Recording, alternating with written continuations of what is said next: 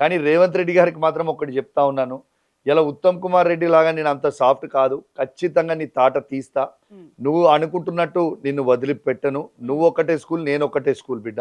నిన్ను ఏ మాత్రం కూడా నేను ఇడిచిపెట్టా. నువ్వు చేస్తున్న తప్పులు, నువ్వు ప్రజల్ని చేసే మోసము, నువ్వు ఎట్లయితే కేసీఆర్ గారిని మోసం చేసినావో, ఉత్తమ్ కుమార్ రెడ్డి గారిని మోసం చేసినావో, కౌశిక్ రెడ్డిని మోసం చేసినావో, నువ్వు రేపు ప్రజల్ని ఎట్లయితే మోసం చేస్తున్నావో, వాళ్ళ పక్షాన, ప్రజల పక్షాన నిలబడి నిన్ను నిలదీయడం మాత్రం గ్యారెంటీ.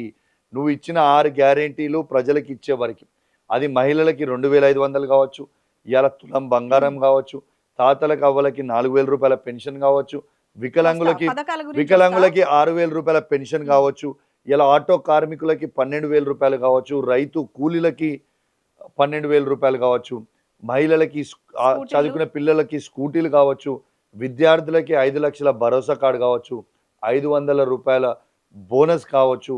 ఇవన్నీ కూడా ఆయన రైతులకి మహిళలకి 2 లక్షల ఉద్యోగాలు యువకులకి ఇచ్చే వరకు రేవంత్ రెడ్డి గారిని నిలదీస్తూనే ఉంటాం. రేవంత్ రెడ్డి గారిని అడుగుతూనే ఉంటాం.